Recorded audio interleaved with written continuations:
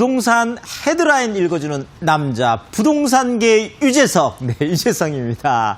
자, 오늘 또 이런 뉴스가 떴네요. 자, 광진구에서만 95%가 감소를 했다. 씨 말라가는, 네. 아예 뭐 정말 씨가 말라가는 거죠. 자, 6억 이하 아파트 이렇게 되어 있습니다. 자, 뭐 어쨌든 간에 6억 이하 아파트가 지금 그 95% 감소했다라는 이제 기준점은 2017년 이제 8월이 되겠는데요. 자, 2017년 8월 그러니까 약 한 3년 전하고 비교해 봤을 때 광진구에서만 광진구가 지금 가장 많이 줄었는데 퍼센트로 봤을 때는 지금 95%가 감소를 했습니다. 자, 그래서 정말 6억 이하가 이제 정말 씨가 말랐다는 거예요. 그만큼 이제 귀해졌다는. 제가 좀 구체적으로 조금 말씀을 드리면은요. 자, 2017년 8월 당시만 하더라도 이때만 해도 100채 중에서요. 100채 중에서 한 63채 정도. 그렇죠. 한 63% 정도가 6억 이하였어요. 네. 자, 그런데 지금 이번에 이제 들어와서 올해 이제 5월 달 정도를 조사를 해봤더니 37%, 네. 이 정도가, 그러니까 이제 이때만 해도 37%가 그렇죠. 뭐 6억 이제 넘어가는 이런 거였죠. 그러니까 이제 그때는 한 6억만 하더라도 고가였다는 얘기예요. 자, 근데 지금은 31점 뭐 몇 프로, 어쨌든 간에 한 31%. 자, 뭐 쉽게 말씀드리면 이거예요. 자, 그 당시에는 오히려 6억만 되면 고가 아파트 대접을 받았는데 지금은 그렇죠. 6억이 지금 이제 거의 저가 아파트 같은 이런 느낌을 받고 있다라는 거죠. 그래서 지금은 70% 정도가 전부 다 그렇죠. 지금 6억이 넘어가고 있고 서울 안에서 이제 한 30%밖에 남지 않았습니다. 자, 그래서 제가 구체적으로 조금 이렇게 좀 말씀을 드리면 그 구별로 좀 보면은요. 성동구 같은 경우에는 한 2만 7천 가구 됐었어요. 그 6억 이하 아파트가. 근데 지금 남아있는 게 한 1,300가구밖에 남아있지 않습니다. 자, 여기에다가 광진구 아까 말씀드렸던 여기는 한 10,000가구 정도 됐었는데 이제 800가구, 네. 1,000가구가 안 되는 거예요. 6억 이하 아파트가. 자, 용산구도 약 한 7,000가구 정도 됐던 게 이제 한 700가구밖에 안 남았고, 중구 같은 경우에도 약 한 10,000가구 정도 됐던 게 지금 한 600가구밖에 안 남는. 자, 그러다 보니까 정말, 야, 6억 이하는 이제 서울에서 정말 씨가 말랐다. 뭐 이렇게 얘기를 할 정도로 그만큼, 네, 그렇죠. 지금 이제 서울에 왜 이런 게 생기냐면, 서울에 지금 중위 가격이요. 9억 1,997만 원이에요. 그냥 쉽게 말씀드리면 약 한 9억 2천 정도. 그냥 중간 아파트 가격이 9억이 넘어간다는. 그러니까 이제는 서울에서는 뭐 좀 비싼 아파트다 이렇게 대접을 받으려면 15억 넘어야 되고 정말 초고가 아파트다라고 하려면 30억이 넘어야 되는 이런 시대를 우리가 살고 있다. 이렇게 좀 정리를 해드리겠습니다. 자, 또 하나 서울의 실수요자들이 저가 아파트로 옮겨가나. 근데 그 저가 아파트가 이제는 1억에서 3억 쪽의 거래 비중이 껑충 뛰었더라. 네.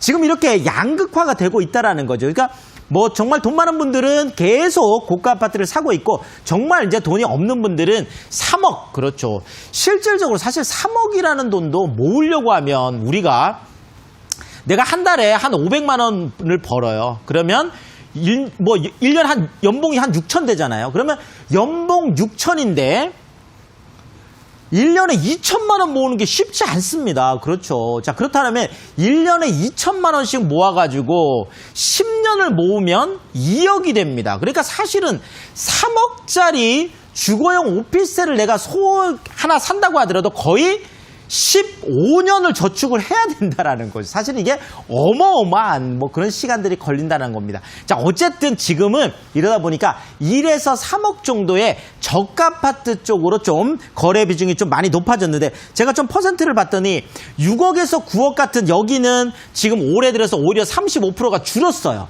자, 그리고 9억에서 15억 구간은 무려 62%나 거래가 줄었습니다. 오히려 거꾸로. 자, 그런데 1억에서 3억 같은 경우에는 지금 1월에 약 한 9% 정도 됐던 게 3월에 12%로 좀 비중이 늘어났고 4월에는 다시 15%까지 늘어나는 결국 3개월 새에 6% 이상이 늘어나는 결국 지금 1억에서 3억 요 저가 시장이 오히려 좀 활발하게 움직이고 있다. 요런 얘기들이었고요.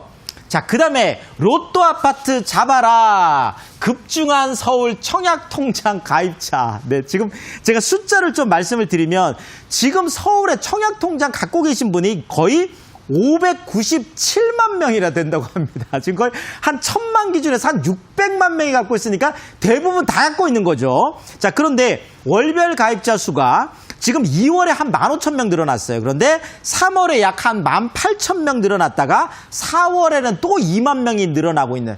자, 지금 뭐 계속 그렇죠. 서울에 지금 뭐 청약시장만 열렸다고 하면 뭐 100대 1, 200대 1 지금 넘어가다 보니까 이번에 그 서울 그 포레스트라고 하는 그 저기 성수동 쪽에 여기에는 세 가구 모집하는데 무려 26만 명이 몰렸습니다. 네.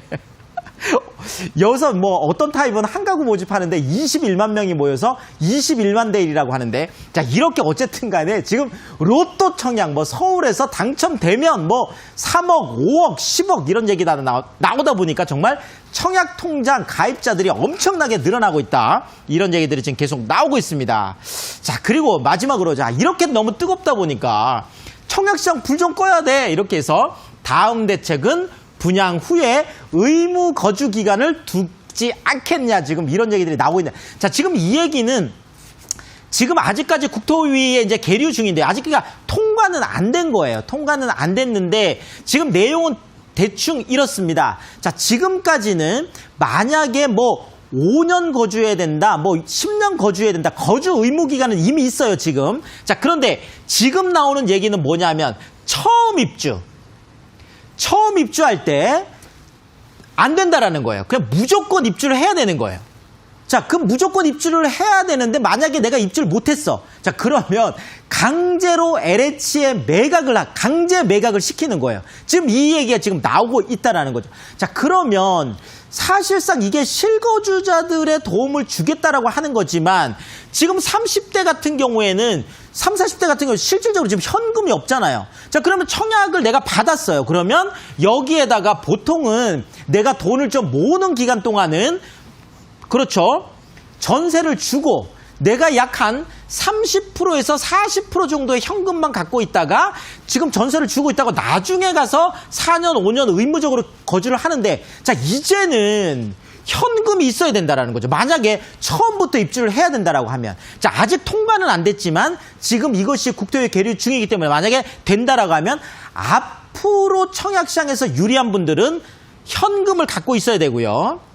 그 다음에 실거주해야 되고요.